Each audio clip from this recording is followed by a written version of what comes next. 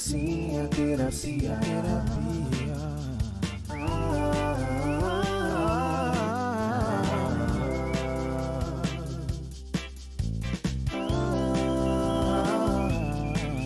Assim a terapia. Assim a terapia.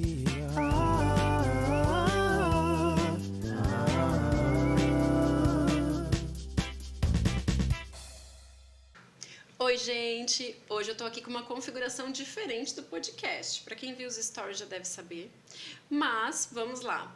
Não é a Laís que tá aqui. Inclusive, Laís, você tá fazendo falta. Cadê o Fala, galera? Oi, gente, né? Não tá rolando. Mas a gente tem uma outra pessoa de volta aqui pra gravar. Então eu vou passar aqui. A câmera é toda sua. É com você. Olá! Eu tô aqui de volta! Voltou! Que maravilha! Voltei, gente, com tudo. Ai, que maravilhosa! Voltei, Lê. Primeira vez nós duas aqui É liderando, a primeira né? vez que a gente tá gravando Mas juntas. é bom também, vamos deixar a Laís lá, né? De ladinho também. Ela gravou bastante. Ela a gente gravou vai, bastante, ela tá cansada. Deixa ela revezando um pouquinho às vezes. lá. Voltei, senti muita falta. Muita falta. Sim, Agradeço a sim, Letícia voltou. que assumiu brilhantemente. Teve gente vários elogios. Ai, que bom. Vários elogios, muita gente assistindo. Obrigada, Lê, por ter assumido aí com toda a garra. Sei que você vem de longe para poder estar aqui, gravar. E agora também vai ficar com a gente não deixa ir embora. Assim, a gente só soma aí, entendeu? Sim. Não tem essa de tirar, não. Aqui é só somar, né? E tô aqui de volta. Bora lá, então. Quem que a gente vai falar hoje? Ai, hoje a gente tem uma conversa que foi uma sequência, né? Então a gente já gravou 2 vezes e essa é a terceira e a gente vai falar sobre nutrição na gestação. Rê, o microfone é seu, a câmera é sua. Se quiser retomar a apresentação e conta um pouquinho pra gente o que a gente vai conversar hoje. Exatamente. Que honra fazer parte dessa mesa com grandes masters no assunto. Então, você já tem uma previsão do que vem por aí, né?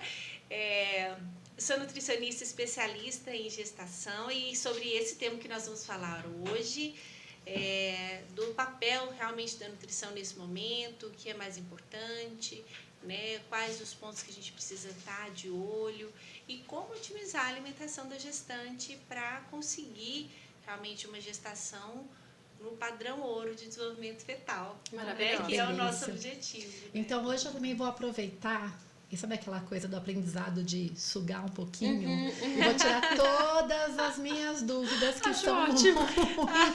Não, mas isso Aquela sempre meio acontece. chupim, meio chupim, sabe? Que você vai lá e Sim. tira pra você aprender, né? Ao invés de ir lá ler, tá pronta? Mas Tá aí pronta a é informação. assim que faz sentido todas as coisas. Porque eu sempre né? falo, ninguém vai estar atualizado como o próprio profissional, né? total. Então eu sempre falo, a gente dá uma orientação geral para gestante quando vem, mas é aquela orientação que você pega em Google, que qualquer um já ouviu na vida, né? Comer de 3 horas, fazer isso, fazer aquilo. Aí eu falo, olha, mais que isso, só especialista. Sim. E aí eu falei, agora a gente tem uma especialista na maternidade, Sim. né? E também na materno-infantil, na verdade, que é a Renata. Exatamente. E ela também vem brilhando maravilhosamente, porque as pacientes estão adorando. Eu ia falar que e tem a um doutora Márcia traz o feedback, né? É das lógico. pacientes. Eu acho o sotaque muito gostoso. Adoro te Você ouvir. sabe que eu nem percebo. Ah, É mas você tem um sério? sotaque forte. Eu acho Tem. gostoso. De Goiânia, né, Rê? Eu sou de Brasília, imagina. É, Você mas vai seu embora sotaque em é de Goiânia há onde? 15 anos. É de Brasília, não? Olha, De... meu sotaque é de quem não tem sotaque. É uma mistura. É uma mistura. Eu acho que é uma mistura, né? Tem gente que pergunta se eu entendi. sou de Minas. Parece. É, de Minas parece, né? O sotaque gostoso Misturou. É uma mineiro. mistura. Tá Que bom. legal, bem Tá original, ótimo. todo seu. E doutora Márcia é tão... Pode me chamar de Márcia. Ela tem Márcia, essa... Ela, a Débora eu já tirei. Agora vai a Renata. Entendi. Porque começa, na verdade, todas as coisas começam aqui, no que a Márcia falou, nesse olhar integrativo. Porque muitas vezes o paciente chegou por conta própria ou por quando já tem alguma complicação. Mas quando o profissional, a doutora Márcia, com esse olhar holístico do paciente, realmente buscando o melhor para resguardar a mulher nesse momento tão importante, tem esse olhar, é algo extremamente respeitoso, né, que potencializa os resultados que ela pode ter na gestação. Total. Isso, porque o nosso resultado depende, eu sempre falo, aqui é uma equipe, começa assim já o pré-natal, porque trabalhar só. E hoje eu acho que eu não conseguiria mais, como eu aprendi lá atrás, né? De trabalhar sozinho. Porque o sucesso depende de vários mesmo, né? Porque a gente só tem o sucesso quando a gente tem esse apoio, essa equipe. Porque senão, muitas coisas podem falhar. Sim. Né? Porque por mais que qualquer um queira abordar, e não dá, né? Cada um tem uma função ali, né? Cada um tem um papelzinho ali. E a nutrição, Rê, é uma coisa que pega para muita gente, na verdade, né? Eu acho que desde que vocês já falaram que é aquele período para engravidar, que assim eu vejo fortemente, né? Até distúrbio alimentar masculino que a gente vê tendo essa dificuldade. E na gestação, quando a gente tem esse binômio mãe-feto, piorou, né? Sim. Então, por isso que a gente, acho que vai ser muito útil esse podcast, muito informativo, né? E Rê, conta aí pra gente. A paciente procura você, a gente encaminha logo. Como é que você trabalha, né? Porque eu sei mais ou menos o pensamento, as diferenças dos trimestres. Acho que a gente pode falar um pouquinho disso em relação qual a necessidade por cada trimestre, porque eu sei que a diferença é essa individualização, né? Porque não é só tomar aquela vitamina e ok, come desse jeito e acabou, né? Exato. Tem muita gente que se liga só em peso. Não pode engordar muito. A maioria. Péssimo, né? Não, a maioria. Eu tô engordando, eu vou na nutricionista porque eu tô engordando. O que tá fazendo errado? Mas não tem essa visão do alimento em si funcional. Né? Sim. O que ele vai trazer para mim e para o bebê. Isso. Porque a gente pode muito com a alimentação, eu sempre falo, lembre-se que o que você come está passando para o bebê. O que você bebe, porque tem aquilo, pode beber. Então, tudo que você beber, vai para lá. Então, tem isso que a gente tem que ter esse foco, não só de peso, de quantidade, mas de uma qualidade importante, né? Fala um pouquinho pra gente então, Rê. Exatamente. Às vezes a paciente vem com essa dor ou com essa preocupação por um histórico de uma gestação anterior, ou porque já vem ganhando muito peso, ou porque valoriza muito o seu próprio corpo, tem preocupação com isso. E aí, na consulta, eu abro a imensidão desse mar, que na verdade é a nutrição materna e fetal, né? Então, o papel da nutrição na gestação, ele visa realmente trazer o padrão ouro para o desenvolvimento fetal.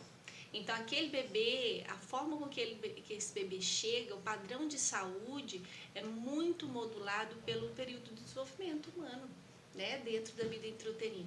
Então, a oferta de nutrientes específicos vai torná-lo mais vulnerável ou mais protegido a diversas patologias, né? Então, dentro do que a gente já vem conversando da preparação para engravidar, que é os primeiros 1.100 dias de vida, agora a gente entra na gestação como parte desse período.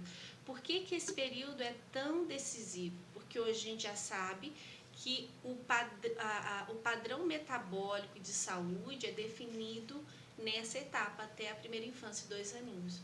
É considerado o período de ouro da vida do bebê, porque existem aspectos que a gente só consegue intervir enquanto eles estão se formando. Muito importante isso.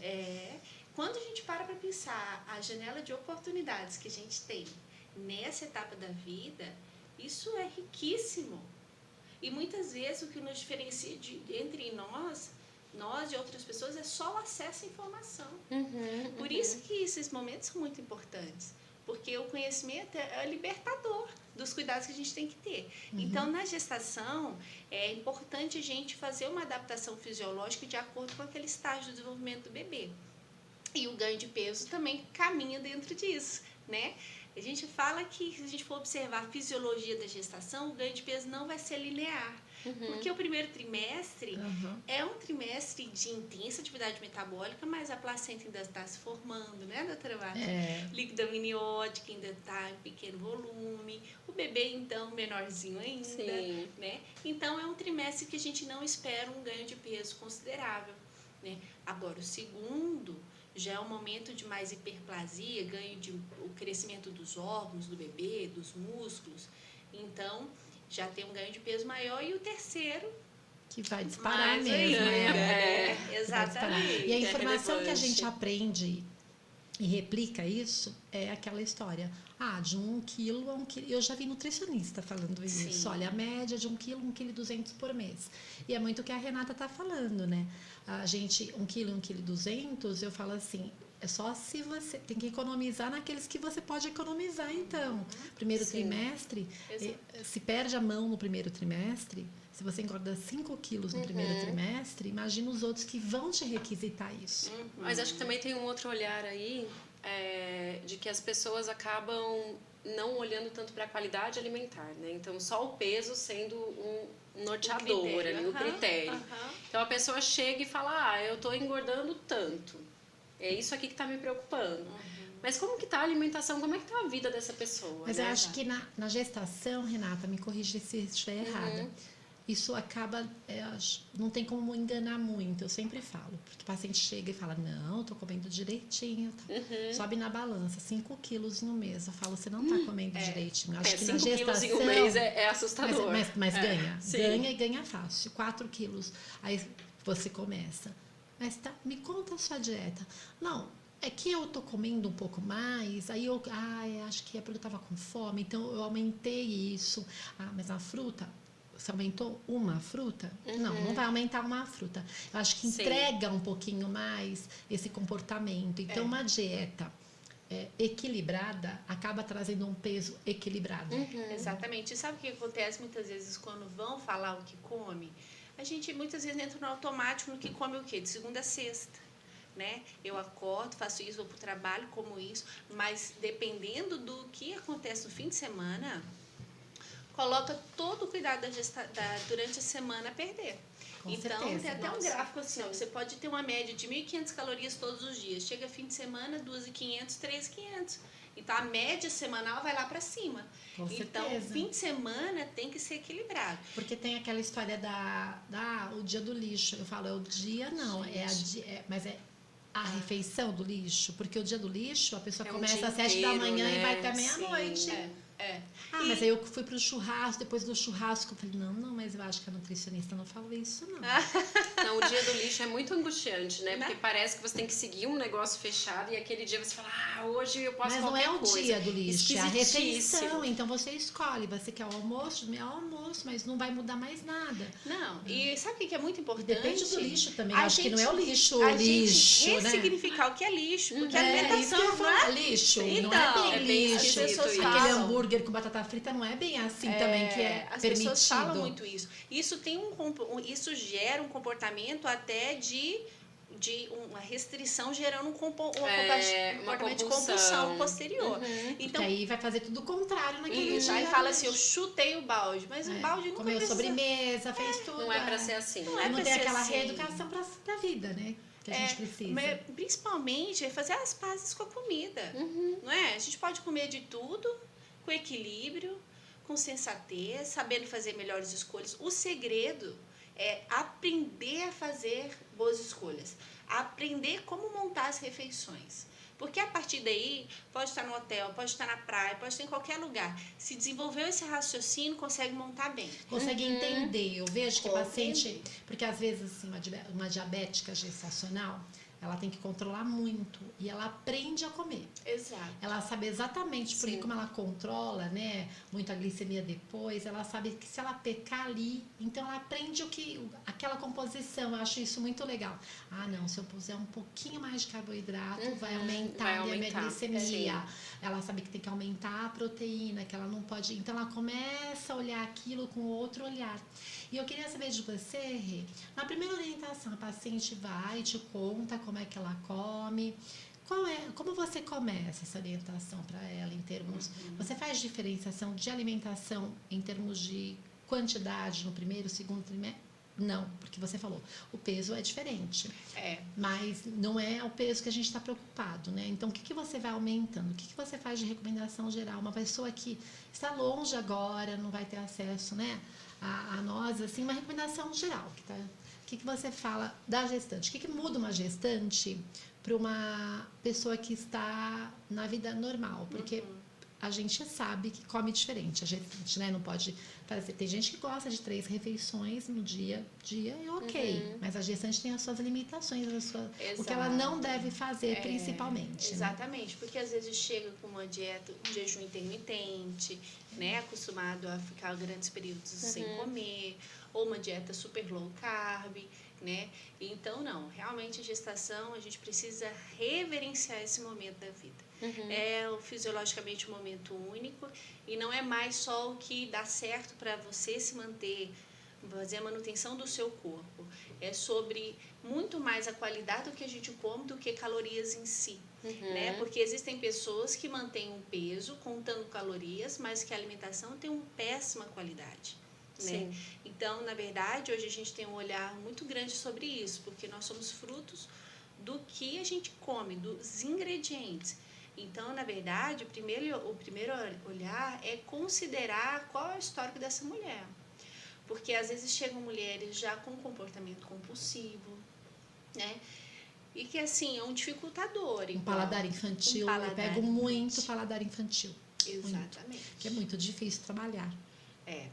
Mas o que acontece? A partir do momento, por isso que o divisor de águas, que eu considero mesmo, doutora Márcia, que acho que às vezes até o feedback chega... Ela não vai conseguir me chamar de Márcia. Até o final. Só que até o final desse podcast a gente consegue ler. Eu acho que hoje não, mas no próximo episódio... de repente, né? É a informação. Porque o que acontece? Não é simplesmente assim, você tem que comer saudável, porque você comer saudável é importante. Não. Eu explico o que, doutora Márcia? O bebê está em formação do paladar. Muitas pessoas achavam que o paladar só se formava depois. O paladar começa a se formar na gestação. Sim. Ai, meu Deus, minha filha não come frutas. Eu não como frutas. O que acontece? A partir da 16ª semana de gestação, são liberados os canais do olfato e do paladar do bebê. De qual semana? 16ª. Então, o bebê passa a sentir o cheiro e o sabor do que a mãe come. Gente, isso é muito bonito, né? É fascinante. Um começo natureza de começar a entrar em contato, né, com os sabores. Natureza é linda. É muito bonito isso. Esse poder, né, é uma criação mesmo, uma coisa muito linda. E aí você vai apresentando o mundo pro bebê, né? Desde dentro da barriga. Dentro, o cheiro. Você observa que isso vai diminuindo a resistência em comer fruta? Entende? Porque a mãe mesmo, porque eu falo assim, uma criança que cresce comendo de tudo é um descanso. A mãe fala, pô, é mesmo. Porque todo mundo acha a coisa mais encantadora. Uma criança que senta, come brócolis, jiló, tomate, tudo, né? Aí, muitas vezes queremos que coma bem e a mas a gente come, não né? come. Ah, não, eu isso odeio isso, eu odeio aquilo. E aí isso acontece muito com né? fruta. Sabe o que acontece muito? Eu adoro, eu gosto de fruta, eu só não como. Eu também. Só não compro. Então, gente, mas é difícil. É difícil, porque tem que ter uma consciência. Se vou te falar, doutora Márcia, qual que é o segredo? O ponto-chave. Planejamento. Só isso. Porque se tiver, você vai comer. Você vai comer. Se tiver. Por isso que eu falo para os pacientes, o ponto principal, não adianta eu dar tudo redondinho se você não separar assim, na sua agenda. Sábado à tarde é o dia de eu parar e planejar quais frutas que eu vou comer naquela semana, quais verduras, lavar e deixar na geladeira. Porque durante a semana, e mesmo se você não tem, você vai... É muito difícil a oferta. E você vai pegar o que você tem, né? Então, isso é uma coisa que tem que... Eu sempre falo, é planejamento mesmo. Aquelas... eu ando, né, com as minhas lancheirinhas. Não que eu obedeça muito, né? Mas a gente anda com a lancheirinha, porque você nos partos, né? Inclusive, eu levo comida pro parto, mas tudo bem. Não dá, né? Você vai comer pão. Então, a gente tá tentando. Uma dietinha, a gente tem que tentar. Mas aí, depois, elas me dão chocolate, me sabotam, dão chocolate, essas coisas. O segredo é o equilíbrio. Pede sorvete, então dá. Equilíbrio, Mas, aí você oferece, você começa a falar do funcional, é isso. Exato. Conscientização, né? Exato. Porque é totalmente diferente quando a pessoa compreende. Quando aquilo faz sentido para ela. Não é uma pessoa que fica assim, nossa, você comeu isso, olha aqui. Olha como está a sua alimentação. Não, tem que beber mais água. Não. Agora você chega para a gestante, principalmente no segundo trimestre. Olha, esse trimestre o volume sanguíneo vai aumentar até 50%. É o momento em que a gestante infecção urinária. E aí, como eu já expliquei sobre a microbiota, a formação dessas bactérias, que eu vou voltar a falar da primeira consulta. Aí eu falo, da infecção urinária, toma antibiótico, compromete a formação da microbiota do bebê. Então, tem que estar atento à quantidade de água. Coloca alarme. Põe quantas vezes de manhã tem que encher essa garrafa, quantas vezes de tarde, vigia a cor da sua urina. e vai acompanhando, entende? É diferente de falar assim, 2 litros de água por dia, por favor, agora você vai tomar 2,5. Não, ela entendeu que essa consequência vai gerar um impacto no padrão de saúde da criança. Tanto desse olhar de você não ser quem tutela a alimentação da Sim, pessoa, né? A gente não tem que jamais. tutelar a saúde alheia, são pessoas adultas, a gente não tá falando de uma criança. Então é você explicar, a pessoa entender, a partir dali ela tem que conseguir caminhar. Tudo que você entende é melhor. Sim, Eu sempre gosto sim. disso para tudo, porque você consegue raciocinar. Porque o que mais assim irrita, eu vou te falar em nutricionista, eu tô falando até mesmo fora da gestação. Sim. É você chegar, não me faça isso, chegar na frente e tá uma dieta pronta na sua frente, porque você demora para marcar, conseguir um horário, chegar aí vem, olha então, no café da manhã você vai comer 2 torradas, uma torrada e uma geleia, não sei o que. Nossa, eu não consigo ouvir. Sim, dá vontade de levantar e sair na hora. Porque você vai Então, querida, isso aí eu já sei. Me fala outra coisa que eu preciso comer. E aí, o que importa, eu acho que a pessoa entender para que serve aquele alimento. Por isso que eu acho muito legal o seu trabalho. Porque aí ela vai falar, então isso aqui vai te dar isso, né? Porque às vezes a gente mesmo... Eu falo, né? Por mais que eu sou médica, mas eu descobri muitas coisas que eu não sabia, né? O que faz diminuir o índice glicêmico, o que a gente tem que pôr de equilíbrio. Então, quando a pessoa sabe, ela consegue jogar com coisas que ela gosta, que ela tem uma aceitação também. E mais. Né? Porque não pode ser, são 9 meses, não dá pra ser uma privação 9 meses. Mas não é pra né? ser ruim, gente. Essa ideia de que comida saudável é ruim, vai ser a gente ruim. tem que desconstruir completamente. Não vai é. comer uma saladinha, isso porque todo mundo sabe isso. Ninguém... Não, e o principal, o gostoso. ponto da gestação é ficar em paz. Ninguém aguenta. Isso, entender. Né? Isso traz paz. O conhecimento traz tranquilidade para ela seguir o processo. Fica em paz. Porque além do momento fisiológico, né, os hormônios sobem e desce, tem as interferências, né, de cada um tem a sua visão do que deve comer, come isso, ou que é muito agradar a gestante, né? E também tem toda a questão que nós chamamos de comfort food, né? São alimentos que às vezes ela vai comer porque traz uma memória afetiva. Por exemplo, eu nas minhas gestações, eu sempre em todas quis comer carne moída com batatinha, que era uma batatinha cozida junto com a carne moída, que era uma comida que eu comia quando solteira na minha casa, me remetia assim ao aconchego, ao ambiente familiar. Então isso acontece e a gente entender esse processo na gestante é importante e ensinar para ela que está tudo bem, mas a gente só administrar a frequência que isso acontece, a quantidade, né? Adaptar para que ela não sofra as consequências disso. Agora, você vira um vigia de gestante, você não tem sucesso. Não tem. Porque fica uma coisa maçante, a pessoa acaba não fazendo. E aí ela vai querer esconder, ela vai querer esconder, os extremos vai ficar, esconde, não é legal. vai ficar tensa. E tem muita gente que fica tensa ali, o que vai acontecer? Vou levar bronca. Sim. Não é isso, né? A gente está para ajudar e nunca para prejudicar. Mas também tem outra questão que a gente tem que pensar, o quanto ela aceita, o que ela aceita. Eu sempre falo, existe uma alteração de paladar na gravidez, isso aí é muito ruim. Então, às vezes, determinada coisa, ela não vai conseguir aceitar, principalmente no primeiro trimestre, né? Porque a gente está falando como se todo mundo passasse bem, ficasse bem. Eu ia falar Mas não. isso. Então, isso que eu queria que a Rê contasse pra gente um pouquinho daquelas pacientes que vivem com muitas náuseas. Nossa, porque tem gente... eu na gravidez da Clara, ela tá aqui, gente, por isso que eu tô apontando. Eu passei muito mal e eu não conseguia aceitar quase nada. Era tudo com paladar cítrico e assim, com muito esforço. Tem que ser uma sobrevivência. Ao mesmo tempo, ela tem que sobreviver. Eu falo, não dá pra você ser muito restrito ali. Não, essa coisa que a gente tá falando é pra que tá bem, né?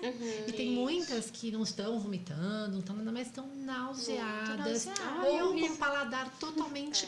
sem conseguir paladar comer. E olfato, né, doutora? Porque aguça mais. Então, o cheiro... o olfato. E o paladar, eu tenho uma paciente que até contou, que ela falou, minha funcionária está cozinhando com muito tempero. Aí ela foi falar com a funcionária, ela falou, mas eu não mudei nada, eu tô igualzinha. Ela só ficou mais aguçada. E ela não estava mais conseguindo comer porque ela achava muito temperada. E eu falei, é o tempero. Aí ela pediu, diminui mais, diminui tudo, faz sem nada. Porque era foi diminuindo, Mas foi você diminuindo. sabe que é por uma alteração lá no processamento sensorial? Sabe quando a criança recusa, uma criança altamente seletiva, que a gente escuta muito hoje, só coma leite, batatinha e arroz? São muitas vezes crianças que sentem o que a gestante sente, na verdade. Ai, gente. É. Então, assim, tem pacientes, Que por horrível. exemplo, que começam a vomitar só do cheiro da refogando alho quando a família começa a coisa. Isso é o quê? O olfato, ele sente diferente de nós. Igual na gestação. Sim. O paladar tá diferente. Renata, esse gosto amargo. Às vezes eu como alguma coisa, fica um sabor. E isso é fisiológico mesmo da gestação. Dizem que essa alteração, até mesmo do paladar e olfato, é para proteger a gestante. Você já ouviu isso, doutora Márcia? Eu já ouvi isso. Para não comer coisas estragadas, para não sei Ai, o que. É eu acho uma que é forma de proteção, mas assim, ela fica Acredito bem não. fechada, né? A gente tem muitos vieses sobre isso, né? Inclusive a questão emocional, que Sim. não sei. O que acontece? Nesse cenário, não tem como você entregar um plano alimentar perfeito, Não. porque ele vai ficar ali, ela não consegue comer. Então, doutor, mas nesse momento, qual que é o objetivo? É dentro das opções que ela está conseguindo comer, ela fazer um rodízio alimentar. Tá. E dentro dessas opções, ela ter a clareza de como montar a refeição. Então, por exemplo, hoje mesmo eu entreguei para uma paciente médica lá de Goiânia. Ruim. Mas quando ela viu como deve ser composto, então, por exemplo, um café da manhã, que é um momento muito difícil, né? Aquela náusea matinal. A dica simples mesmo de, às vezes, ter ali ó, na gaveta do criado, biscoitinho de água e sal, super salva. Que é sólido, né? Sólido, Então, nesse momento, o que traz conforto para a mulher? O que é crocante, Tá. Eu falo seco. mais farináceo, assim. A gente pensa o contrário. Vai tomar uma coisa mais leve, mas não. aí bateu, voltou, né? Alimentos crocantes, o cítrico, né? Eu falo que o cítrico não precisa nem avisar, né? Porque a gente já fica assim, salivando do limão, né? Aguça mais. Então, o cítrico traz muito conforto e fazer refeições menores, mais vezes ao dia, porque porcionando o estômago não fica tão cheio. Alimentos mais gordurosos, que tem uma digestão mais lenta, vai trazer um desconforto e intervalos muito grandes de jejum pioram os enjoos. Então, não fazer grandes intervalos. Dentro daquilo que você está tolerando, procurar fazer um ajuste. Por exemplo, tem gestante que fica super aversa a ovo. Tem outras que falam, Renata, só um ovinho me cai bem. Então, feijão, né? Tem muita que não consegue o feijão de jeito nenhum, porque o cheiro do feijão, acho que por conta do ferro, é forte, né? Então, as pacientes reclamam um pouquinho. E isso envolve tantas coisas, porque geralmente nós preparamos a comida, né? Então, às vezes, é um tormento refogar aquele alho. E aí enjoa mais ainda. Enjoa mais. Então, é importante a gente sinalizar as nossas limitações, né? E realmente se respeitar, porque às vezes nem a gente respeita nosso momento. Com certeza. E o que você fala sobre líquido para essa gestante? Porque o líquido é uma coisa que às vezes elas falam, porque a gente, ao mesmo tempo que ela precisa tomar água, por conta de tudo, né? Tudo tá mais lento, o trato urinário tá mais lento, então tem mais propensão à infecção intestinal. Sim. O intestino, progesterona ali, então ela começa a ter intestino quente. Tem gente que já tem intestino preso, então ela começa a piorar.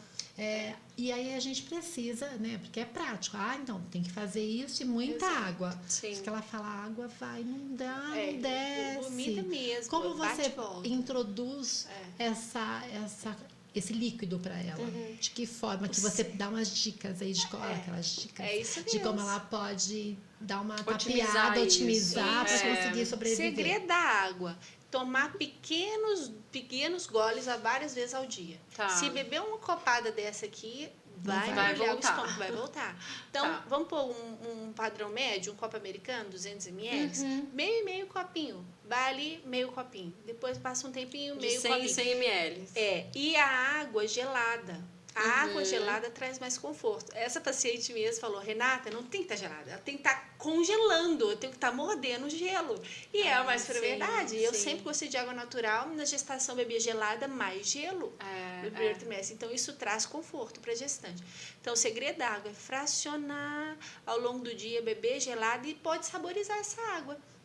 Inclusive, o gengibre é ótimo para náusea. Se você fala do gengibre. Eu falo ele ajuda bastante do gengibre, mas né? elas me perguntam como, onde o gengibre? Porque, qual a ideia? Me dá uma ideia. É mastigar, é colocar no... Porque nem todo mundo tá habituado a usar gengibre, né? Mas você fala para elas colocarem na água? Gengibre na água, lasquinhas na água, deixando saborizada. Pode bater no suco verde, pode colocar a lasquinha na boca só para segurar mesmo, cheirar o gengibre. Né? Ou muitas vezes, quando a náusea está muito grande, a gente já sabe que a piridoxina com gengibre, na forma de suplemento, também traz um baita conforto. Ah, que bom. Né? Mas assim, o pozinho de gengibre, às vezes num suco ou numa salada. Enfim, no dia a dia, a forma mais habitual é realmente saborizar a água, cheirar e pôr uma lasquinha na boca. Tá. E o limão? O limão é o rei do primeiro trimestre, né? Então pode pôr na água também? Pode, limão não. O problema é que elas falam o seguinte, mas pois é, o limão ajuda, só que o limão na água, quando eu vai entrar, aí ele não fica bem. Aí eu falo uma coisa que a Renata vai brigar comigo aqui, né? Mas é sobrevivência. Sim. Tá lá na urgência, eu falo, então pega um picolé de limão assim e vai. O picolé de limão, ele ajuda, que é picolé né? de limão, não é muito calórico, né? Então você vai lá, né? Mas aí eu falo pra ela fazer, né? Botar e congelar.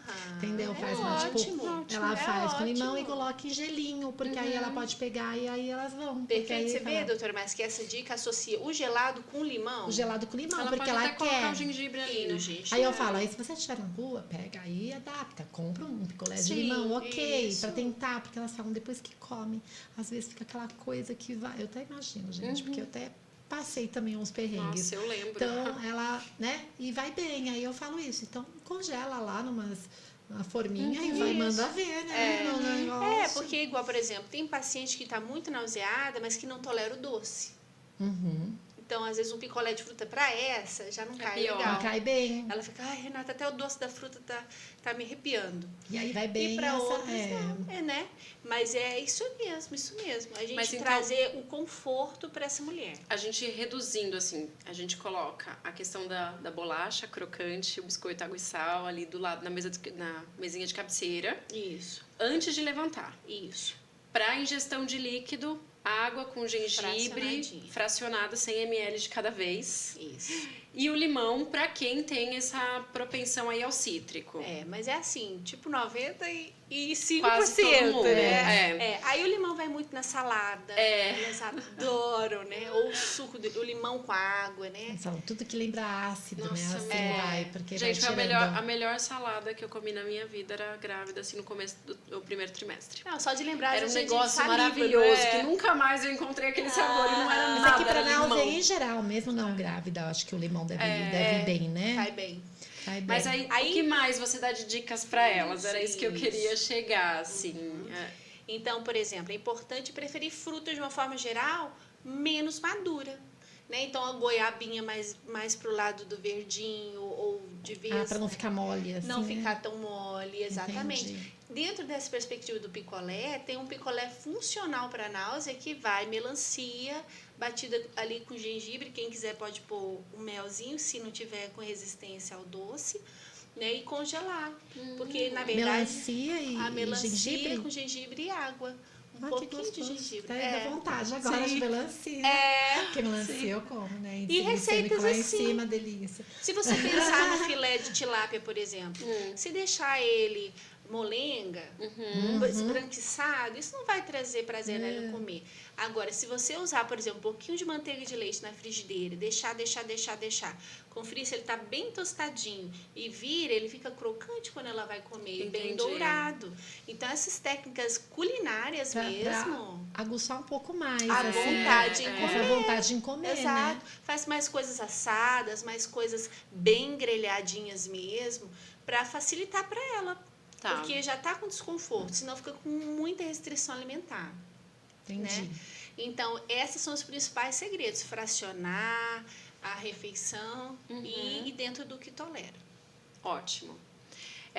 Isso mais no primeiro trimestre, que a gente está falando de enjoo. Porque acho que o enjoo é o principal do primeiro trimestre. A principal né? queixa do primeiro trimestre, né? E o aí, primeiro também é muito importante a gente estar atento para os principais nutrientes para o processo de formação da placenta.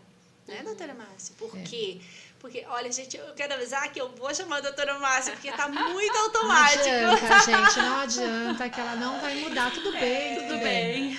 A Débora ficou, acho que, uns 2 anos também falando. Nossa. Depois ela ambientou. E aí, esqueci.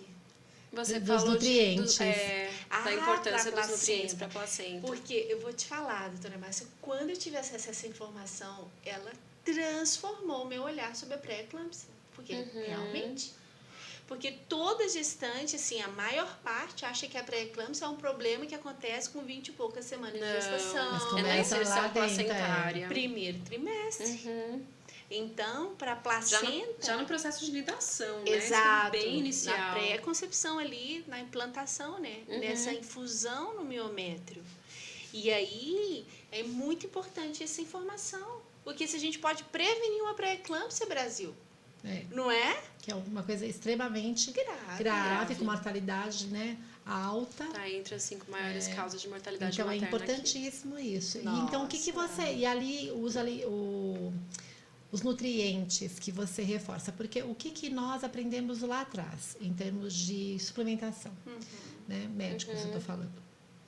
Ácido fólico até 12º semana. Né? Primeiro trimestre é ácido fólico, ponto. Não entra com polivitamínico, desde que ela não tenha uma deficiência de nenhum dos nutrientes. Né? Tá tudo bem, paciente com bom acesso à alimentação, tá bem, você checa e a gente se preocupa com ácido fólico. Você acha você acha que tá errada essa conduta? Não, ela só não é suficiente. Isso foi uma conduta ainda muito comum, né? Na minha primeira gestação, é muito comum. Eu acho que recentemente a gente trouxe essa discussão do ácido fólico ao longo da gestação toda, né? Mas ele tem nos polivitamínicos na mesma concentração. Pra gente não suspender. É uma Mas, de concentração fato, menor. em larga escala, a gente não coloca prescrição em primeiro trimestre, né? De polivitamínico. Então, do maneira polivitamínico geral. não. É porque o polivitamínico, ele tem o ácido fólico. Então, se nós entrássemos com polivitamínico no primeiro trimestre, ele já estaria com os 400 microgramas de metilfolato. Geralmente vem menos, sabia, doutora Márcia? 363 mas é porque a média, né? porque é o recomendado. Mas ele já está inserido ali. Então, nós não estaríamos nem tão para baixo do ácido fólico, nem tão para cima. Mas a grande questão e isso existe muito no movimento de humanização, essa orientação de individualização e não invasão, né? Não dar desnecessidade, porque esse é o movimento, não dá nada que não precise. E é assim mesmo. E isso porque a gente está falando existem várias pessoas. A gente está falando de uma pessoa, estou supondo que ela tem um bom acesso à alimentação e que está tudo ok e não tem nenhuma alteração que precise de algum ajuste, né? Sim. Então, o que você tem para me falar sobre isso? Ótimo. Aí a gente vai mergulhar lá na fisiologia de novo. Então, nesse processo, por exemplo, por isso que é importante a gente ouvir e respeitar o momento do nosso corpo. Por exemplo, o que a gestante sente muito no primeiro trimestre? Sono. Não é? Muito sono. Nossa, que sono, que sono. Melatonina. É importante a mulher realmente dormir no primeiro trimestre. Sim. É um hormônio fundamental para a formação da placenta. Diminui chances de pré-eclâmpsia. Renata, mas ela não tem nenhum histórico, né, doutora Márcia? Não tem nenhuma hipertensão prévia, né? Não teve nenhum problema em gestações anteriores. Mas o que acontece? Quando você vai observar a adaptação fisiológica à gestação, é um momento onde tem todo esse deslocamento do fibrinogênio para dentro da artéria uterina, né, da artéria espiralada ali, que está se formando na placenta. Então, esse deslocamento do fibrinogênio, que vai conferir essa capacidade elástica da artéria para se adaptar, dos trofoblastos, né? Essa capacidade adaptativa, ela precisa acontecer nesse trimestre. Então, a gente já sabe, por exemplo, que o magnésio ele é fundamental para a função cardiovascular, para toda a função vascular. E o magnésio nem tem nos polivitamínicos Não tem mesmo, de gestantes. Mas em relação à alimentação, o que daria para fazer como uma dica generalizada, assim, para quem está ouvindo o podcast? Então, depende, por exemplo. existem nutrientes como o ômega 3 que não conseguimos na alimentação, que era o outro que eu ia falar em relação ao processo de placentação. Tá. Então, ele Então, você falou de melatonina, de ômega 3. Que é tipo dormir bastante, magnésio. respeitar Dormir esse sono, bastante, né? Não é frescura, não reduzir É isso. fisiológico, né? É fisiológico, exatamente. Importante. Você vê que é típico do primeiro trimestre. Em Depois casa, acaba, em casa de depois ferreiro, espeta de pau. Como é que é? Em casa de ferreiro, Espeta de pau, é isso mesmo, é. Eu tive insônia a gravidez inteira. Desde o primeiro trimestre? Sim, Nossa, eu dormia Olha só. ligada. Então, é importante não Mas só... é exceção, né? Não só a questão de que não é frescura, é a gente também fazer uma higiene do nosso sono, né? Sim, que a Sim. gente falou Porque você tanto quer da ver um última veneno, vez, né? é a gestante às vezes ansiosa, né? Já preocupada com mil coisas, às vezes a gestação foi de surpresa. E às vezes desperta no meio da noite e liga o celular. Não dá. Não dá. Não dá. A melatonina é um hormônio liberado, produzido na nossa retina. A luz branca do celular acaba ali com aquela produção, não Ela é? tá no escuro. No Escuro. A gente conversou Sim. sobre isso no A podcast, gente falou no outro né? podcast. De preparação. Então, uma hora ali antes de dormir, já põe um alarme, já manda mensagem para quem quiser, e desliga, põe no modo avião. Isso diminui radiação, que a gente fica 24 horas exposto ao Wi-Fi. Sim. Diminui essa exposição do bebê. Diminui a liberação de luz de LED, porque antigamente ainda era melhor aquela luz mais amarelada, né? Agora Qual tudo que é o LED. nosso ritmo circadiano? Inclusive, doutora Márcia, tem muitos estudos mostrando que um bom padrão de melatonina na gestação interfere até no ritmo circadiano que o bebê vai Sim. ter. Ah, então é isso. Uai, não dorme. Meus filhos não dormiam. Olha lá, você também não dormia, né? Acho que até uns... Foi dormir com 10 anos, acho. Você Não, sabia? mentira. Uns 4 anos. 4 anos. 4 eternos anos, né? É, Por isso. eternos anos, Dormiu a noite toda? Acho que sim. Então é importante fazer higiene do sono. Qual que é o nosso ritmo circadiano? Anoitecia, escurecia, a gente parava de comer e não ficava com luz. A luz é assim, ó, amanhecendo o dia, partiu trabalhar, não é? Já despertava e ia para as funções. Hoje não, a gente fica assim, ó, de dia até meia-noite. Verdade. Sim. Não é? A gente não tem um noite. limite, né? Se não Exato. quiser colocar esse limite Se a consciente... gente se a gente não decidir respeitar esse processo, ele passa batido, né? Então, outra coisa em relação ao magnésio. O magnésio é um nutriente que estaria nos vegetais escuros, mais ou menos. Tá, tipo couve, espinafre... Exato. Só que ele é um mineral 100% dependente da oferta do solo. Tá. Então, a depender de onde foi plantado, vai ter mais ou menos magnésio. Países de solo mais vulcânico são mais ricos em magnésio, o solo. O Brasil não. Tá. Então, isso eu falo por análise bioquímica dos alimentos mesmo. Nós não estamos tendo boas fontes de magnésio via alimentar.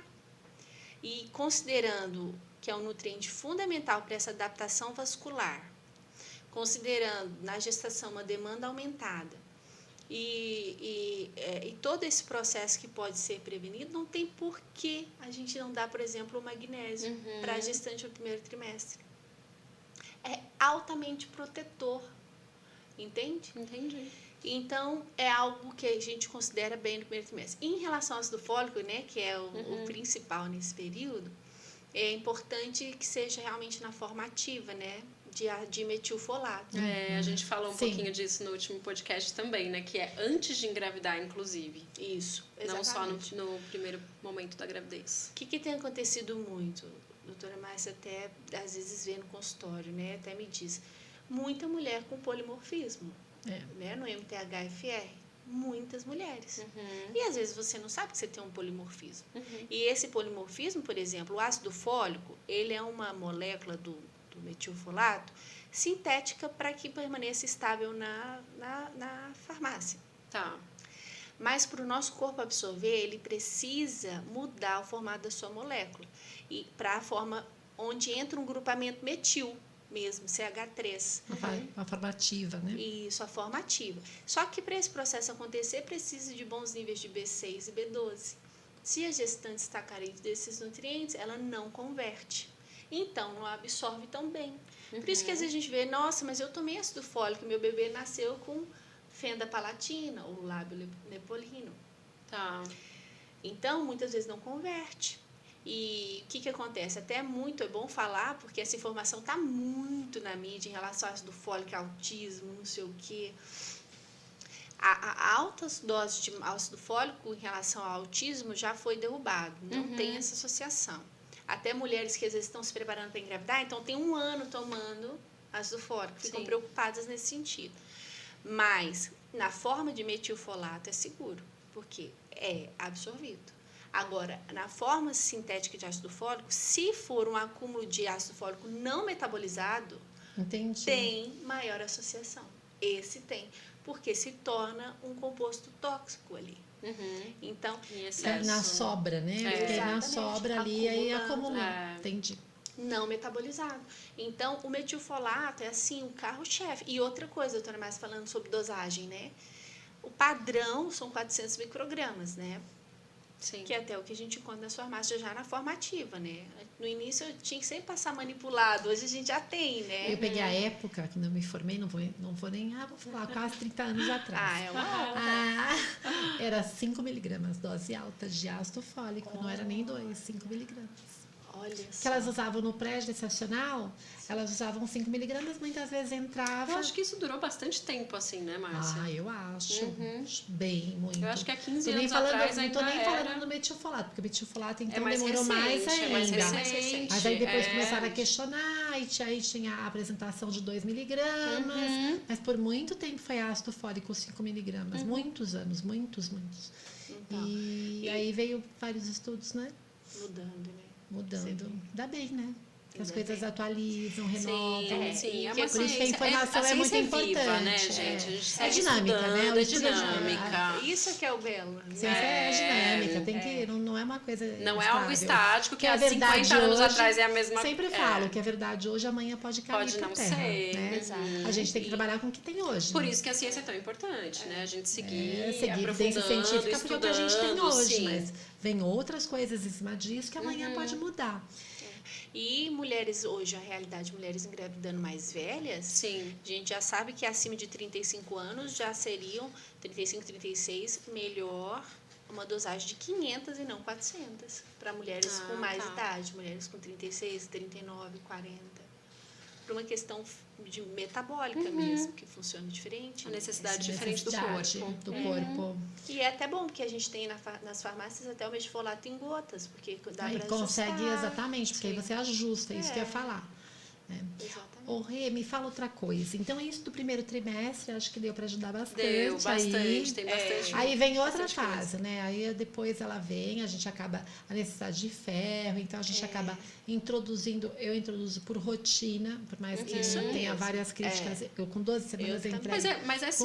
Mas é seguir um protocolo também, né, Márcia? Acho que a rotina protocolar, ela tem um respaldo, não é, tem um respaldo. Não é longe da, não é tipo, eu decidi fazer isso da minha cabeça, não é isso. Porque o menos também pode ser ruim, né? Sim, então a gente bem importante. Bem importante. O mais prejudica, mas o menos também. Então a gente tem que ter equilíbrio. Então eu prescrevo o polivitamínico a partir de 12 semanas de rotina. Eu dou alguns segmentos em alguns nutrientes, mas eu queria que você falasse algumas coisas que eu vejo diferença para você. Até quero trazer isso, porque vai ser muito informativo até para médicos mesmo. Essa informação tua, porque eu vejo as coisas que ela faz, as pacientes. Eu quero que você fale de uma coisa que é bem discutível, que tem uma crítica em relação à ferritina. Sim. E você traz com evidência científica a importância da ferritina. E muitos médicos mesmo, ativistas, eles criticam isso, da ferritina estar importante. Nem é considerado como um exame não que é um exame se de faz. pré-natal, né? Não é um exame de rotina de pré-natal. A ferritina não é. Mas não é um exame de... Então, mas se você não pedir, você não vai saber o que ela vai falar aqui. Sobre a recomendação, a importância da ferritina, a importância do ferro, porque agora a gente começa... Eu quero que você fale isso. Qual é os alimentos, assim, o que... Porque em relação à dieta, só vai mudando a adaptação. Depois que ela ajusta a dieta, você muda alguma coisa funcional do segundo trimestre em relação à dieta que você não estava fazendo no primeiro e também ao que você acaba vigiando. Sim, porque a necessidade dos nutrientes mudam, né? Então, por exemplo, já é indispensável que faça parte da salada um vegetal verde escuro. Tá. Tanto por ser fonte de ferro, mas também por ser fonte de folato. O que acontece? Esse ponto, doutora Márcia, que alegria poder falar sobre isso. Sabe por quê?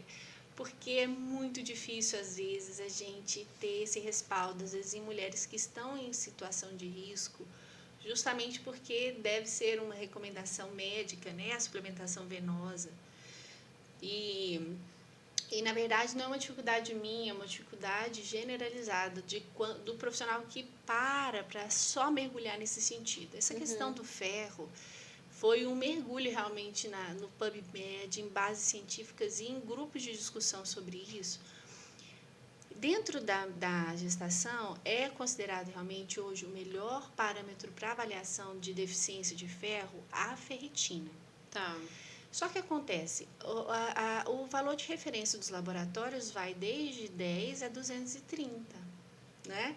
Então, às vezes, até assim, fala assim, Renata, eu solicitei para o médico, eu mandei sua solicitação, mas a minha ferritina está 14. Ele falou que o plano só cobre se tiver abaixo de 10.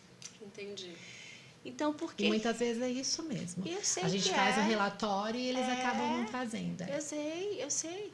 E aí o que acontece? Imagine, de 10 a 250, o que você considera bom na gestação? Não, é um gap muito grande. Não, né? demais. Então, o que acontece? Essa prescrição, doutora Márcia, eu tenho o mesmo olhar que você. Segundo trimestre tem que entrar com ferro. E fisiologicamente também. Por quê? Aumenta 50% o volume sanguíneo. Imagina. Dilui esse sangue, né? Então, precisa de produzir mais hemácias. E de oxigênio, ou de ferro para o transporte de oxigênio por essas hemácias. Sim. Né? Então, aumenta a demanda de ferro. Não tem como a gente deixar uma gestante... Necessidade mesmo. Exatamente. Aí, eu fiz até uma série só sobre assim, o que ninguém te contou sobre o ferro na gestação. Que legal. Sabe por quê? Porque é assustador quando a gente vê realmente tudo que o metabolismo do ferro por que ele é tão importante. Então, assim, considerando esse aumento da necessidade, e quando você para pensar que dentro do transporte de oxigênio placentário, 60% daquele oxigênio vai só para o desenvolvimento cerebral do bebê.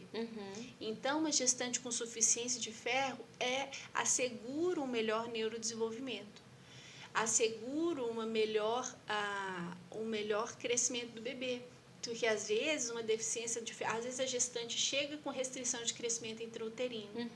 E Por você vai avaliar uma deficiência. uma deficiência grande de ferro. Não diagnosticada. Não diagnosticada. Ou negligenciada. Exatamente. Eu acho que, vou fazer um parênteses, tá, Rê? Para quem está fazendo mesmo pré-natal, aqui a gente está falando de um pré-natal específico, individualizado, mas mesmo quem está fazendo pré-natal no SUS, em qualquer lugar do Brasil, gente, esse protocolo do uso de ferro a partir do segundo trimestre, ele está instalado. Exato. Então, assim, é utilizado o ferro em forma, ali a partir da 20ª semana, já entra com ferro e fica até 6 semanas no pós-parto.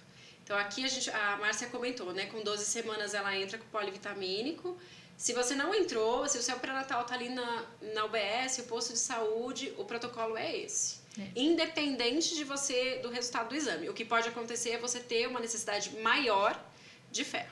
E eu sempre falo também uma coisa em relação ao ferro. É muito ingrato, porque a gente cobra da gestante equilíbrio, não engorda, ela está com alteração muito dos alimentos, porque às vezes começa refluxo, está com azia, então ela já tem alguma limitação no que está ofertado para ela, né, para ingerir. E ainda você quer que ela entre com alimentos muito ricos em ferro, uma quantidade que ela não vai suprir. Porque eu sempre falo, o complemento é aquela coisa da necessidade do bebê. Né? Porque você está calculando até 12 semanas que essa mãe é uma mãe que entrou no pré-natal já com todos os nutrientes ok. Só que chega uma hora com esse 50% de aumento dela ela vai precisar de mais ferro, porque senão o que ela entra, ela precisa de uma demanda maior para o bebê. Exatamente. Só que ela não vai comer por 2, que isso já caiu por terra. Ela não vai colocar, a gente vai ter... E fora que ela não consegue determinados alimentos que fariam essa reposição. A gente tem um limite diário, né? Pra gente conseguir absorver o que vem no alimento. Sim. Então, é muito ruim você acreditar e sobrecarregá-la. E a gente vê nitidamente. Exato. Mães que são seletivas, até isso a gente vê. Mães que são seletivas, que não fizeram pré-natal, que cobra, só ficou no peso, né? Porque às vezes ela controlou o peso. Exato. Aí ela ficou com o ferro baixo ali, porque se tomou um polivitamínico não foi suficiente, porque se ela não tem, a gente está acreditando no polivitamínico como um complemento de tudo certo, né? Sim. Então, se ela já tinha uma anemia, se ela entra seletiva, é vegetariana, porque muitas vezes, eu sempre falo, não estou fazendo apologia à carne, só estou falando que a carne ela é rica em ferro. Então, se você não come carne, você precisa repor de outra forma que tenha a mesma quantidade. Claro. E aí a gente vê bastante disso e a gente pega a restrição de crescimento. A gente teve uma paciente que veio, acho que com umas 32, 33, um bebezinho super pequeno. Mas aí conversando com ela, aí você começa a pensar, tem alguma alteração aqui Sim. e tal. Totalmente seletiva. Tava bem, né? Não é, mas eu como. Eu como normal. Quando a gente começou a repor, a fazer realmente a alimentação dela melhor, acho que ela teve consulta com você, por sinal. Foi, né?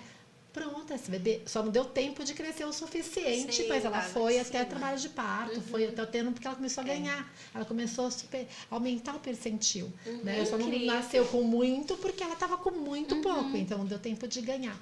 Ou seja, E ela era chegou alimentar. tardiamente, né? Era alimentar, Exatamente. porque aí também não vai ser aquele complemento que é isso que a Raíra está falando, Sim. que vai dar toda essa carga de ferro para ela, porque aí é só endovenoso mesmo. Eu vou trazer 3 tópicos importantes. Primeiro, são pouquíssimas as mulheres que chegam com suficiência de nutrientes, assim, realmente alguém que está consciente, dedicada a isso, mas eu diria que são uns 20%.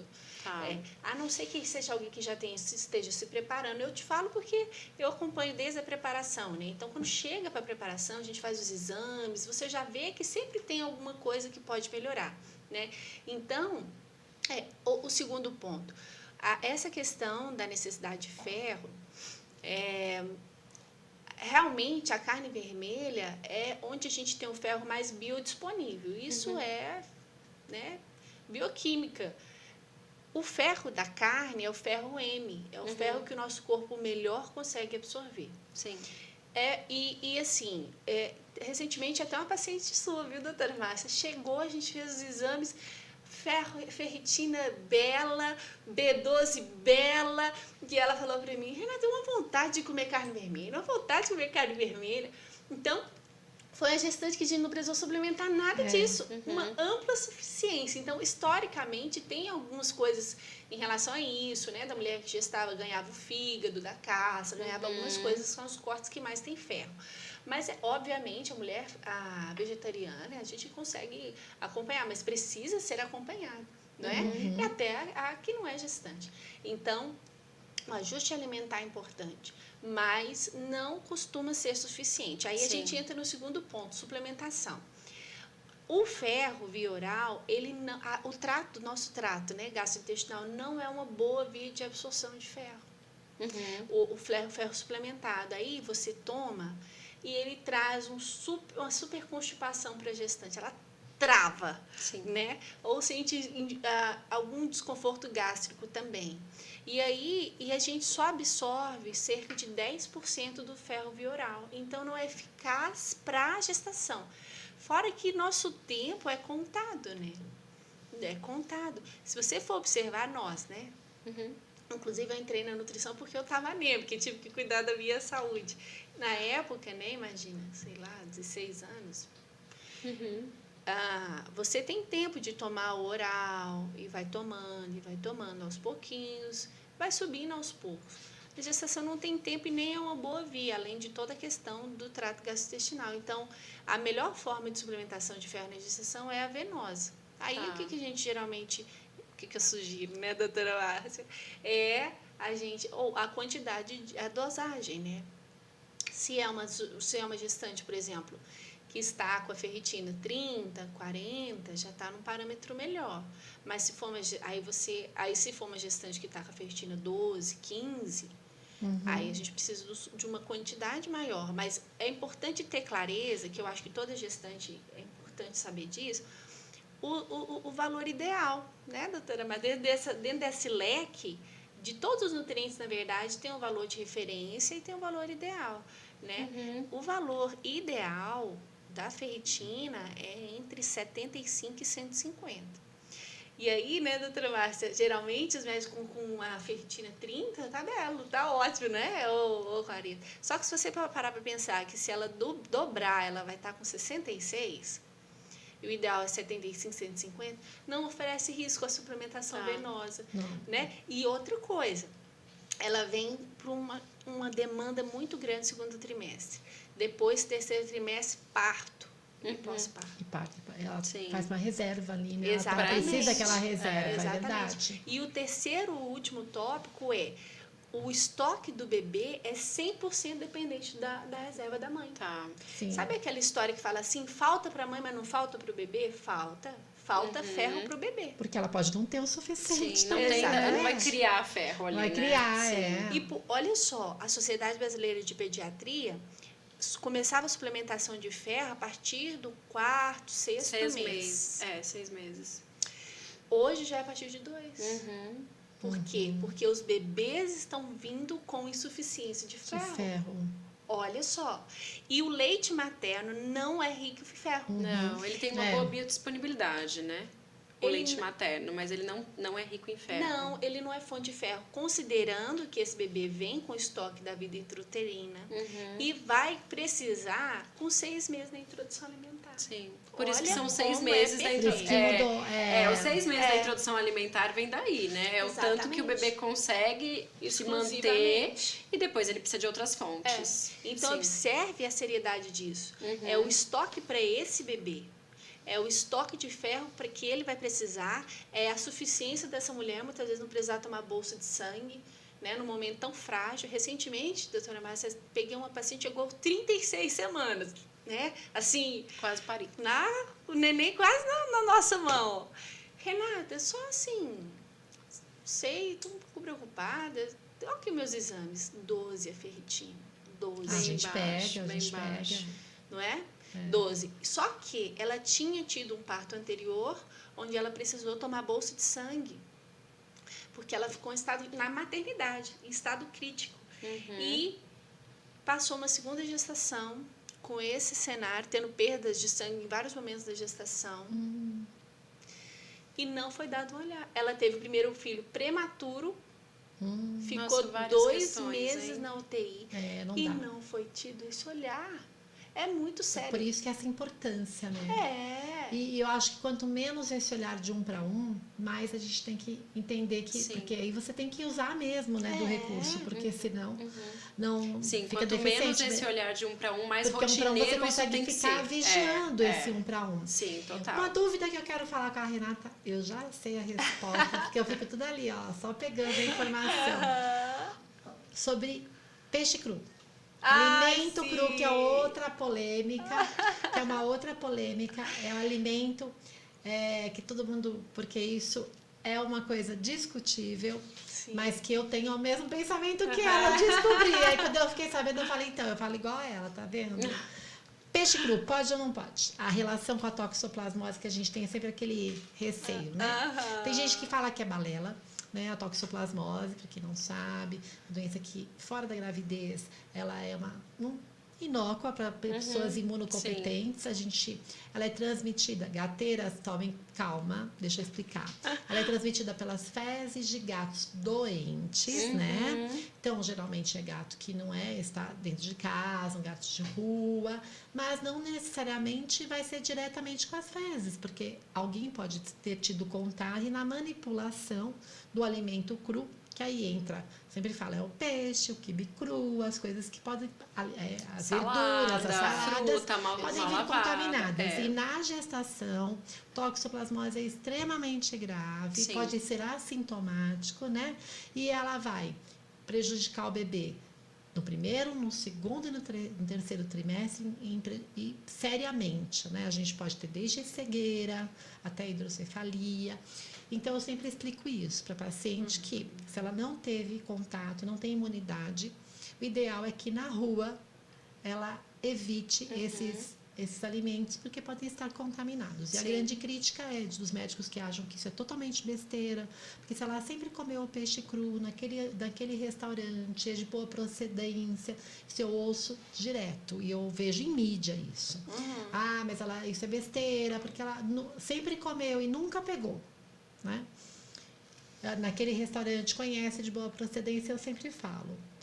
Qual a sua necessidade de comprometer, de correr esse risco, né? Porque são 9 meses de gestação. E que é pior no primeiro tri e no segundo, né? O terceiro tri ainda tem questões, Ainda tem mas questões, é menos grave. por causa do tempo que ela está exposta. Sim. Mas tem alterações completamente. Eu tinha uma paciente que contaminou poucos casos, né? Eu tive muito poucos casos de consultório.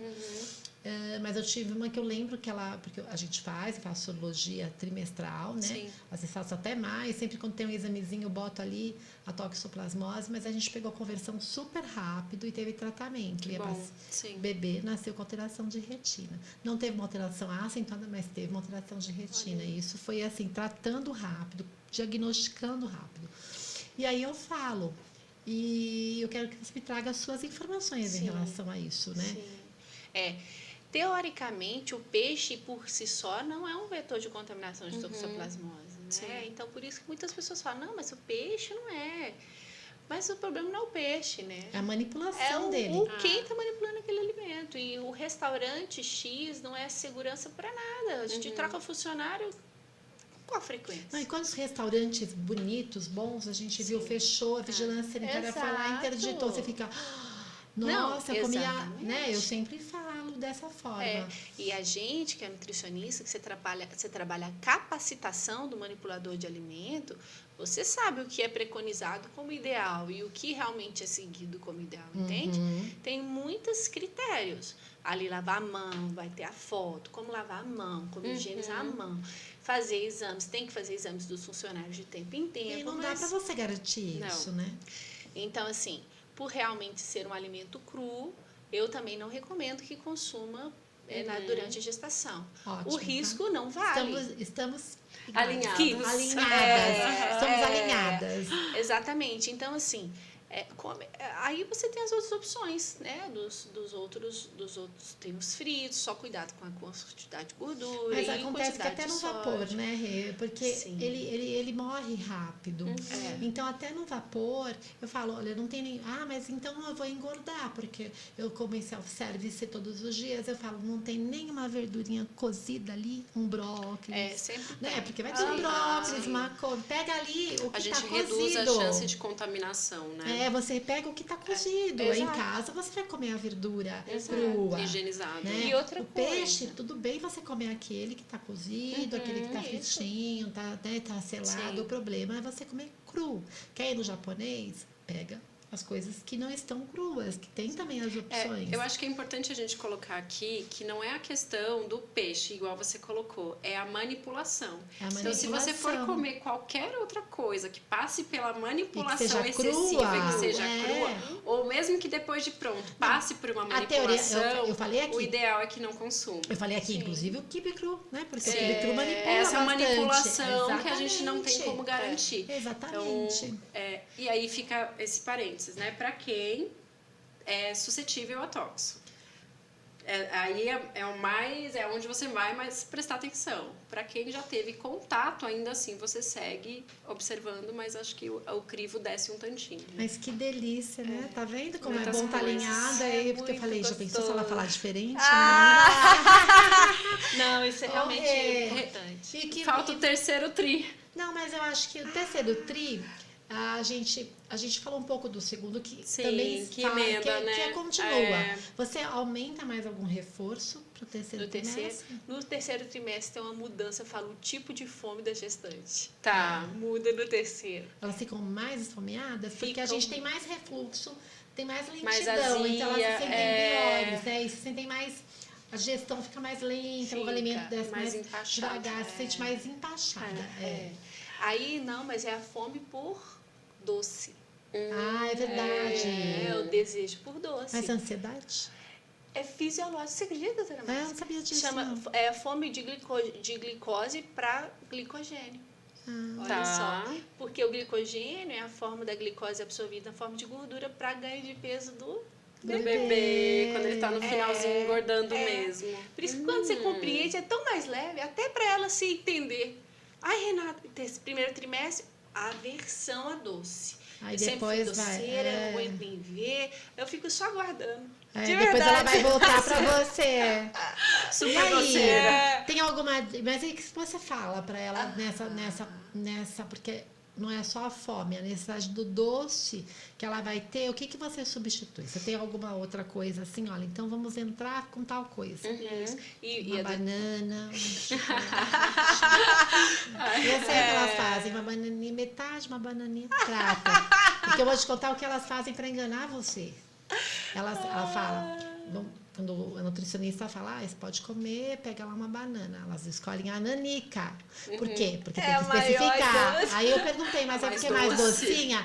É porque é maior. Elas vão lá e falam assim, quase uma banana terra. Sabe daquela terra? Uma nanica. Elas sempre vão se sabotar, sabe? Então é um pedaço, aí pega um chocolate 70, põe em cima. O que você faz, assim, pra poder dar aquela saciedade do doce? Não, e olha só, como nesse momento o metabolismo da glicose muda mesmo. Tanto é que é aí que a gente faz a curva glicêmica, não é? Da virada, porque há uma alteração mesmo.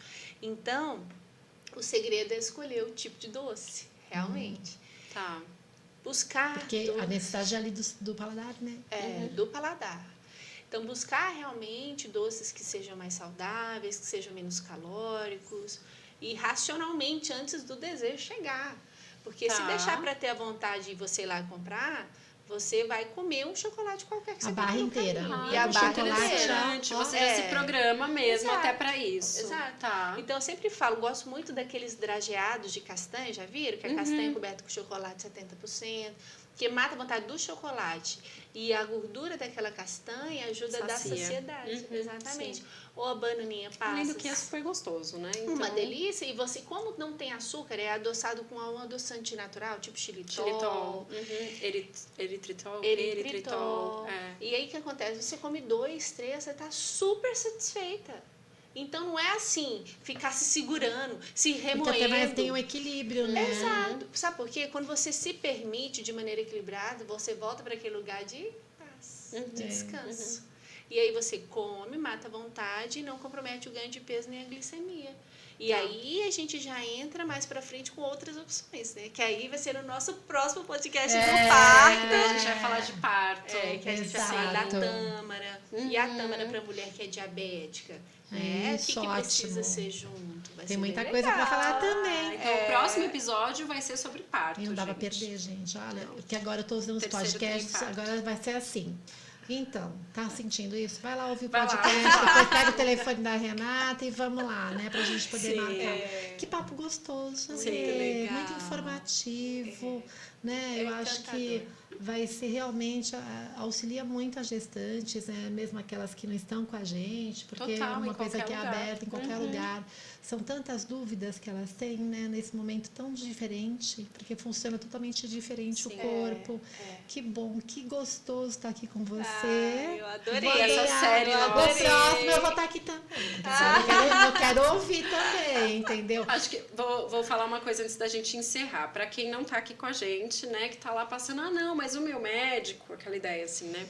falou que não precisa da nutricionista porque ele está fazendo a prescrição. Prescrição alimentar é algo que nutricionista faz, gente. Foi o que eu falei. Ninguém vai ser melhor que o próprio nenhum especialista. outro profissional. É. Ah, não, mas a... Não, É gente, é especialista. nutricionista. É, tá? lógico. Então... Para você ter uma ideia, o conhecimento é tão específico, Sim. que eu não atendo outra área na nutrição. E super também porque a demanda é muito específico. grande, não tem como, né? Senão, você não tem como fazer o melhor pro Você não vai Certo. aprofundar, né? Não tem Senão pra não fazer tem tudo, como. né? Fica raso. Esporte, não tem como, E eu gente, falo assim, né? de maneira Não faz específica, nada certo. por esse momento ainda ser um momento que, para você ter uma ideia, a ciência fala que o que a criança, o que ela é exposta nesse período da vida impacta até 2 gerações a partir de nós. Então, não é Uau. só sobre nós. Muita responsabilidade. É muita É coisa. muito sério. É sobre a nossa geração.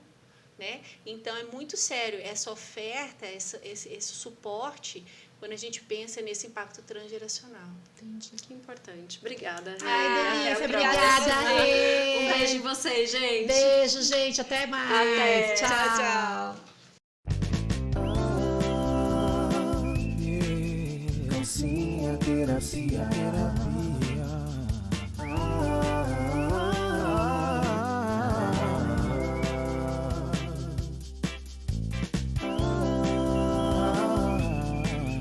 Calcinha terapia.